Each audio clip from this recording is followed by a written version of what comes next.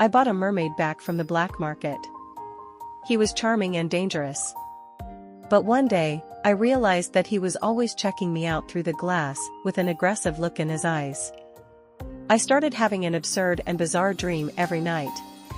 Lucius reminds you to get your Wi-Fi and snacks ready for the good article.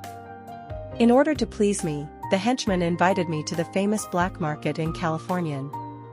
I sat with my eyes downcast and indifferent for the rest of the night, bored and feeling my bones tighten. I played with the newly acquired antique dagger in my hand and glanced at the henchman who had invited me to the side with a smirk. Just as he was scared to the point of his legs thrashing by my gaze, the last item was finally auctioned off in the stands downstairs. The auctioneer downstairs made a mysterious expression of silence, then lowered his voice to mobilize the atmosphere. The following item, I guarantee that it will make everyone present go crazy for it. It originated from Gamma Labs, and although it was a failed experiment, it is nothing short of a product of the creator. With his introduction, the staff pushed a huge box onto the auction stage. Everyone's eyes were attracted to it, and I sat up with interest, hooking my lips in a sarcastic smile. These failed experiments are nothing more than playthings to those with money. In recent years, out of nowhere, human genetic experiments began to proliferate in the underground kingdom. Snake-human chimera, cat-faced children, and completely animalized werewolves. All of them are failures. But this auction item was out of my expectation. The red curtain fell to the ground, and under the dim light, a culture chamber filled with light blue liquid was revealed. Under the stage huffed and puffed, were shocked by the scene in front of me. I was also shocked in place. Because in the culture chamber, there was a mermaid floating silently, a mermaid that could not see any genetic fusion. This mermaid's looks were thick and magnificent, with a beauty that blurred gender. But his naked upper body still made it easy to tell that he was a male mermaid. His entire body was skeletal and slender, but his well-proportioned muscles held strength that could not be ignored. The lower half of his body was a dark silver fish tail about 2 meters long, covered by fine transparent scales that seemed to flash through streams of light as the water flowed. He seemed to be in a deep sleep, his cold blue hair floating in the liquid along with the rising bubbles, like an infinite deep sea. The translucent fins hidden between his hair were also hidden in the flow of the water. His face was delicate and exquisite, with three-dimensional and distinct contours, and his eyelashes were silver white, as if they were hung with frost and snow, casting a shadow on his cold white to inorganic face. He looked like a god who dominated the universe but had fallen to earth due to the collapse of the divine platform. This was not the product of the creator, but clearly the creator himself. I just don't know what he looks like when he opens his eyes.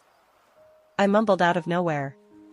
When I looked up, what caught my eye was a pair of deep blue eyes. Although that sight was faint, it made me feel like I was instantly pulled into the deep sea, like suffocating, like plucking a wall full of blooming roses with my bare hands, charming but dangerous. The mermaid and I crossed the sea of people on the first floor and the one-sided glass on the second floor, looking at each other from a distance.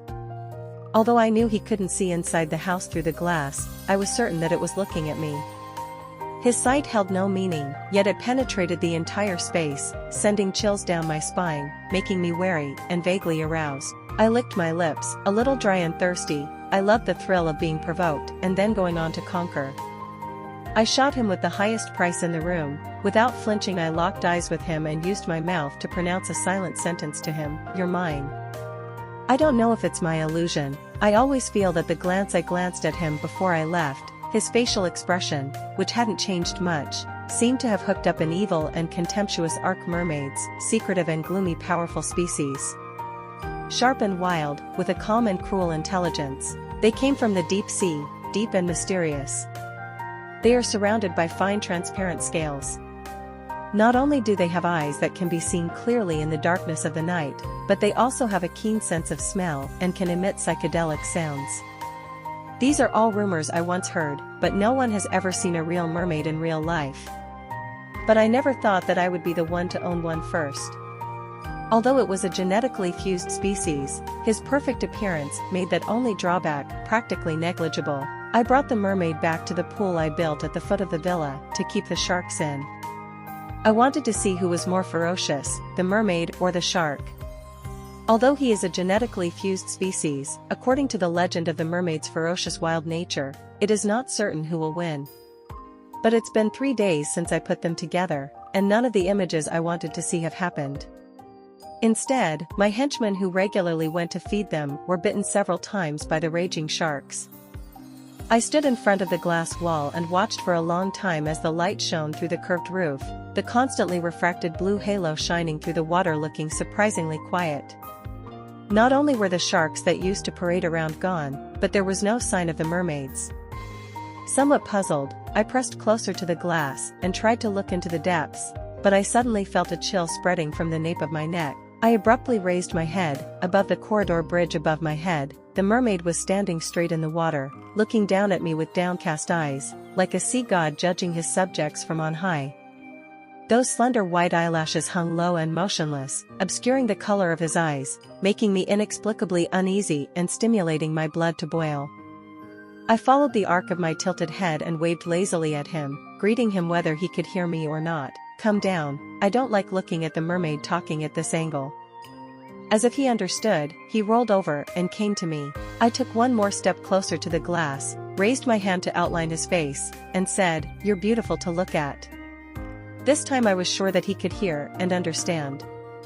Because under his burning gaze at me, he suddenly curved the corners of his mouth and gave me a meaningful smile, then opened his mouth and said something that I could not hear.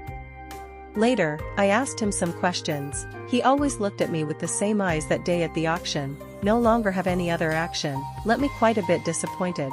But come to think of it, it was a genetic failure after all, and in life, he might have been a human or a fish. And in the following days, I went to see him again, and he either kept staring at me without moving, or he just disappeared, which was a great disappointment to me. I thought it was a difficult eagle. I did not expect to be tamed so quickly, more or less let me feel a little boring, then gradually lost interest in him, and not very willing to go to see him. It wasn't until the day of the Mid-Autumn Festival, when I was drinking alone, that my henchman reported that the mermaid had disappeared, and I drunkenly descended the stairs leading up to the glass facade. As soon as I entered the bridge, I saw the mermaid facing me through the glass. I got a little fired up and angrily pointed at the mermaid and walked towards him. I was drunk and didn't pay attention to the threshold under my feet, so I tripped. I reflexively closed my eyes, but after waiting for a long time, the expected pain did not come. I opened my eyes in confusion, but I was instantly drenched in cold sweat and sobered by alcohol. For I found myself floating in the water. In the next second, a pale hand came from behind me and imprisoned my waist. My whole body tensed up. The sense of danger of being in a perilous situation flooded my brain and stimulated my senses. Because I was drinking in my own home, I had only draped a thin jacket over the silk nightgown. By now, the jacket was soaked through with water, and through my bare back I could even feel the cold touch behind me that was different from human skin. Before I could wonder why I was able to breathe underwater even though I couldn't swim, the owner of the hand poked in from behind me and seemed to place his head on my right shoulder. It felt extraordinarily dangerous.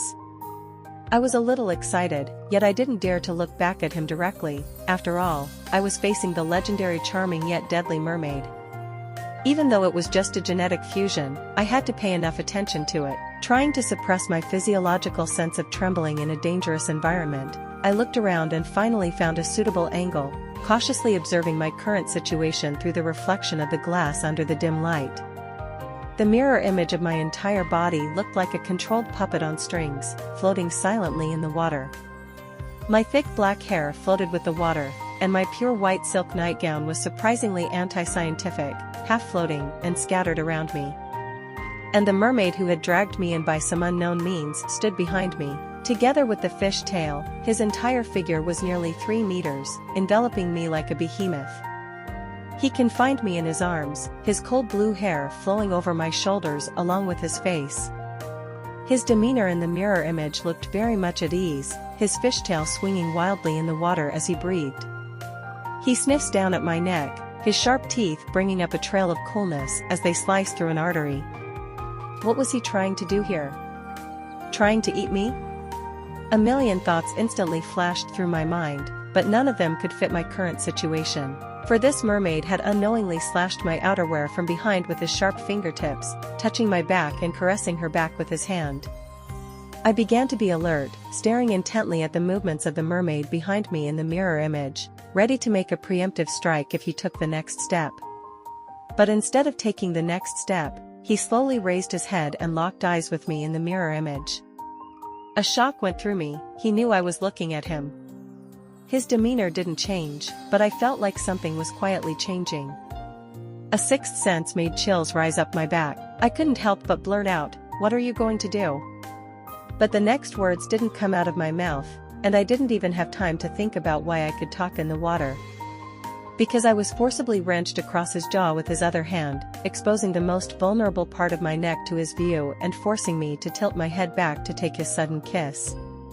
I had just raised my hand to struggle when a sudden sense of weightlessness hit me.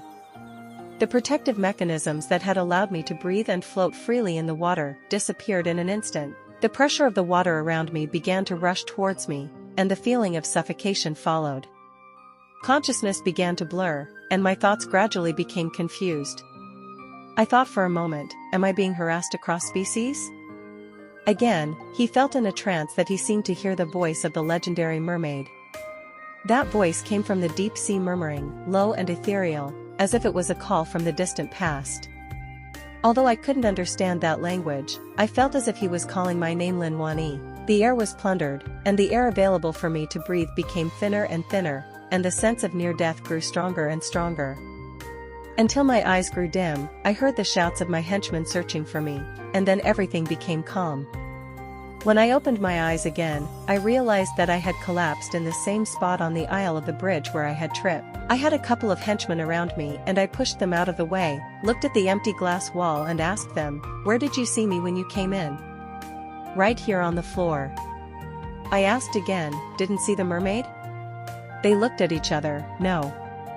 I looked at the seemingly calm waters, licked my slightly sore lips, and without another word, turned and walked out. I called for a gene fusion expert to explain the mermaid gene fusion process to me. I impatiently interrupted him, "Don't give me these unintelligible lectures, just tell me directly why I was pulled into the water by him. What is that ability?" "That I don't know, Ms. Lin." The old man was a bit embarrassed, then carefully asked me, "Is it possible that you were drunk and had a dream?" Hearing this answer, I gave him a look and had him escorted out. I sat on the sofa for a few more moments of contemplation before getting up and ordering a henchman to call everyone in the house to find the fish. I stood in front of the glass wall and watched as men in diving suits searched back and forth. Half an hour later, nothing was found except for the teeth shed by sharks. I stood in front of the glass very angry, because I knew that the mermaid must be in this pool, but he deliberately made it impossible for them to find it. If it wasn't in the water, in his territory, I'm sure I'll show him what I'm made of. I stopped supplying the pool with food and set up the underwater cameras, then told everyone to stay out of that water. I watched from behind the camera for a couple of days, and the mermaid didn't reappear. But just as I was about to lose interest, he suddenly appeared on camera, and as if sensing me behind the camera, he stared at me through it. He smiled, but his eyes were provocative and wild, as evil as an evil god. It had been a long time since I, who was in a high position in California, had encountered such treatment. I immediately ordered my henchman to go down to the water to capture him. By the time we were ready to enter the water, he had disappeared without a trace. I looked at the field of vision, which had once again become empty, and smiled bitterly. Then let's wait and see who can eventually tame whom.